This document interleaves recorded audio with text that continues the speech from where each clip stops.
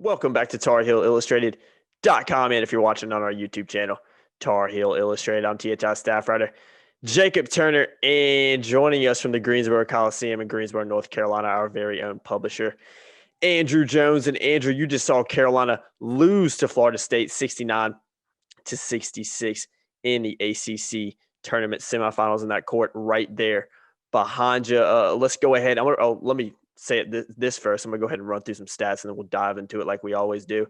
Caleb Love led the way for the Tar Heels, 13 points for the freshman. Armando Bacot had 12. Kerwin Walton pitched in 11, and RJ Davis and Leaky Black had 7 apiece. AJ, let's go ahead and dive into it. I thought, kind of a tale of two halves in some ways. We're not really going to focus on the first half right now, though. It's kind of a focus on the last 10 minutes or so. I thought it was 10 minutes that Carolina, for the most part, really struggled to get good looks. They had some opportunities, missed some shots, but I thought Florida State defensively really did a good job on Carolina, kind of disrupted them. We saw some plays late in the game as well. Somebody asked Roy Williams, I believe, about it, and I think it was the one where Garrison Brooks kind of got caught outside with the ball, and it seems like it took him forever to get out of his hands. But I thought overall just kind of struggled to get some really decent looks in those final few minutes, and it really came back and hurt him, only losing by 3. They attempted 18 shots in the last 10 minutes of the game. Mm-hmm. 4 of them were by bigs. So 14 of them were by non-bigs. They were by guards. And a lot of them were drives. A lot of them were not the smoothest looks, not ideal looks. Florida State was amazing defensively all night. And the fact that Carolina was in this thing and scored 66 points in a way was kind of a testament to the Tar Heels, because the Seminoles were really clicking defensively. Their switching, their communication, the physicality. They just did. I mean, the first half, I didn't count one real smooth possession for Carolina. So in that, they did have some of that first 10 minutes of the second half. They had that stretch of threes where they finally got Kerwin Walton going. Roy said he told him to hunt for a shot. He did. And he found it, and he hit 3 threes in the span of about 2.5, 3 minutes. And the bigs were getting looks. They had 9 out of 20 shots. There 20 shots in the first 10 minutes of the half were by bigs, and Armando and Dayron were having a lot of success, but then they went away from it. A lot of it was FSU, but a lot of it was the Tar Heels. Some of the dribbling on the perimeter kind of reverted back to December. RJ Davis getting in the lane and trying to get stuff over trees when he just wasn't going to get that stuff off. That was a little bit like December. I think frustration set in, and it's a great teaching tool for Roy, who, by the way, did a lot of teaching tonight and a lot of, talking to his guys about that's not what you're supposed to do. He was subbing Caleb and RJ for a while because both of them were making some questionable decisions, and they were struggling with what FSU was doing. So in that stretch, they actually still led 64-62 with 3:15 or whatever it was left when RJ hit those 3 free throws. Mm-hmm. But then they just couldn't get looks. I mean, Roy said, absolutely, FSU, credit FSU for shutting them down, not letting them run their stuff. The play that you alluded to with Garrison, I think that was the shot clock violation play. Mm-hmm. They had another possession, it may have been the next one, where it could have been a shot clock violation, but the rest let it play on. So it was locked down by FSU. It was a Carolina team that it still has a lot of growing to do. And you saw during that stretch right there, the guards have got to read those situations better. Guys have got to get open better, and they've just got to, find a way to get a good look, and they didn't do it. So for all the growing that they've done of late, and they have done a tremendous amount of growing, there are still a lot of teachable things that you could take, not just from this game, but from Virginia Tech as well. And those last 10 minutes, not the best offense they've played in a while. It's been probably one of the worst stretches as far as getting what they want, but you've got to give FSU credit. I don't think people understand. Sitting courtside, 10 feet away from the action, that was as good a defense as I've seen in person this year. It was impressive. And Carolina, definitely. Wasn't up to it. Yeah, definitely. I mean, you're looking at Carolina's shot percentage all night. 33% from 3 and 33% from the floor. So overall, not a great shooting night for Carolina. Also struggled a lot from the free throw line, just 14 for 25, which also played a huge factor when you consider the fact that it was a 3-point game in the end. But AJ, you kind of alluded to it a little bit there. It was very eerily similar in some ways, especially like the early parts of that second half when Carolina started getting back into it, of the game against Florida State in Chapel Hill a few weeks back, where Carolina double-digit deficit at half, but find a way to come back, really made Florida State look all out of sorts for a little bit, before that final 10 minutes, like we kind of talked about. But I think that's a big positive that Carolina can kind of take away from tonight. Florida State's one of the best teams in the league. They're number 2 seed for a reason. Like I mentioned, we saw them do it a few weeks back in Chapel Hill and win that game. And I think Armando Bacot kind of alluded to it tonight, but he said, we just couldn't go into this game and get in that same kind of deficit that we did a few weeks ago and expect to come back. And I think it kind of came back and haunted the Tar Heels in the end. But, credit to them for, battling back and making this one a really, really good game to watch. Well, remember what they all said. The reason they credited with coming back 2 weeks ago against FSU, it was the Walker Kessler game, right? Yeah, that's a good first point. game of fans in the stands, and students were chanting his name. Played a big factor. His teammates were showering him with all kinds of praise afterwards. He really infused the team late in the first half, and it carried into the second half. Well, Walker maybe had his worst game tonight, and he was very, very frustrated. He actually slammed the ball down at one point about 30 feet in front of me, angry at himself over a sequence of bad plays, and he had a few sequences of bad plays.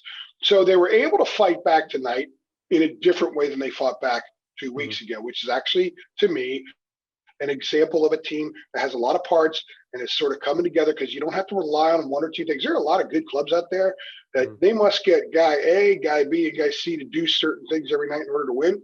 Well, the Tar Heels have shown us in the last few weeks that, it's kind of a grab bag going into some games sometimes, and they find ways to actually be in the game. Leakey had a segment tonight, for example, that he kind of took over a little bit. It was like a minute and a half with his passing and with scoring and just doing some stuff. He recognized, I've got to make something happen here. He's not the most gifted. He's not going to explode to the rim and dunk on people, but he was able to do a couple of things. So that little Band-Aids like that kind of kept them in, and they had a lot of Band-Aids tonight. The problem is they played against a better team, a team that's older, a team that's more experienced, and a team that simply is going to find a way to win a game like this against Carolina 7 out of 10 times. And tonight was one of those 7 times. But you do got to credit the Tar Heels with battling back. They went up 5. They went up 5 and had the ball. I think it was 53-48. They opened the second half 27-11 in the first 9 minutes. That was exceptionally high-level basketball, but it was also doing what Roy wanted. Again, Kerwin Walton hunting his shot. Caleb Love finally hit a couple of shots. So, Kerwin through halftime, he had 3 buckets this week. I know, yeah. Then he had that little barrage there, and that was good to see, because I've got my laptop on a table that's kind of loose here, so pardon me shaking around. We're not having an earthquake or anything. But, so they saw lots of good stuff tonight, and they saw lots of stuff that wasn't very good. But the one thing that was constant throughout, they fought. They had energy early. Yeah. They didn't look pretty, but just because you don't look pretty doesn't mean you don't have energy. They had plenty of energy, and they maintained it throughout. They just didn't make enough plays to win this game. And what we're going to talk about here in a second, I thought they actually grew tonight. There are people that are going to pick apart free throw shooting, and you should. There's no excuse to go 14-25 from the line, okay? Yeah. There are people that are going to pick apart there's some of their struggles running the ball, some of their running the offense, some of the turnover little snippets that they have. We turn it over a couple times at crucial moments in the game. But that's going to happen. The other team's trying to. They're good too. So really good teams that are young and growing just learn to do that less often as they move forward. And the fact that they were in this game, a very physical game, that was a man's game out there, says a lot about this team. Because when you're watching the game, if you don't look at the score, some of us were talking on press row, how are they in this game? How are they in the lead? Yeah. Even when they took the lead, it's just, you're like, what the heck how is this even happening? There's a grit. Grit's a skill. Grit is an asset. Will and desire and fight and mental toughness. And this team may not have had a ton of that 2.5, 3 months ago, but they do have a lot of it now. And next week it could get them through a round or two. Yeah, you talked about Carolina not having that, grit, if you want to call it that, a couple, a month or so ago. And now they kind of have it. And that kind of alludes to the last thing I want to talk about, that I think we really saw a team grow this week. 3 games in 3 days, got a win over Notre Dame, win over a good Virginia Tech team, and then had every chance to win tonight against a really good Florida State team, and despite being behind by double digits at the half. And I think another thing, kind of as a part of that, is you saw guys step up. You saw RJ Davis have 2 really good games in ACC tournament, something he hasn't really done it. We've seen glimpses of this season, but was able to kind of put it together on back-to-back nights. You saw Daron and Armando step up at different times, even with the absence of Garrison Brooks. And like I said, against Notre Dame, Leaky Black, even, last night against Virginia Tech, had a couple big buckets, and then, like you alluded to earlier, had a couple good stretches tonight as the lights go off behind you in the Greensboro Coliseum. And then Kerwin tonight. That's going to haunt me into the off season because it goes out everywhere I go. Exactly. Yeah, it does like to shut out on you. But, then like I said, Kerwin Walton, not having the greatest shooting week at all, but was able to hit some big buckets for the Tar Heels tonight to get them back in it and kind of make things interesting. So I think overall we saw a Carolina team that's going to take a lot of positives away from this week's performance and try to take it into the NCAA tournament next week and see what they can do. Even if you have the oldest team in America, you want to keep getting better. Yeah, for sure. When you have one of the younger, when you have the 325th most experienced team in America, you could really hang your hat on getting better. I asked Roy after the game tonight, what areas he felt that they grew and took steps forward. And he did talk about confidence. He did talk about their fight.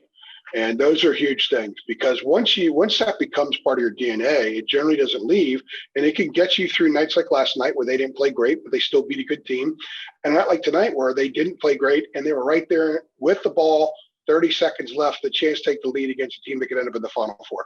And to think about where this team has been at times, to think about where they were when they were shredded by Iowa defensively, to think about where they were when they could not put the ball in the basket against Texas, think about where they were when they went to NC State and didn't defend at all. And by the way, Caleb Love did a pretty nice job defensively tonight. And so many different, think about Clemson, think about Virginia. We talked a little bit about this last night, but I think it's important when people think about their disappointment, they itemize the reasons they're disappointed tonight because this team lost. They have to put into perspective what ticked them off a few months ago, a month ago, 2 months ago, in previous losses. I don't think those things were a part of this. Now, they may have made similar mistakes, but I think that it's a different group making those mistakes. They are above and beyond what they were at that time. So they did grow. They got a lot better. The fact that they are now competing and having a chance to win games, and last night did win a game when, the 1, 2, 3, 4, and 5 itemized list of things that must go right for them to win games. We used to talk about that a lot in January. All that stuff didn't go well.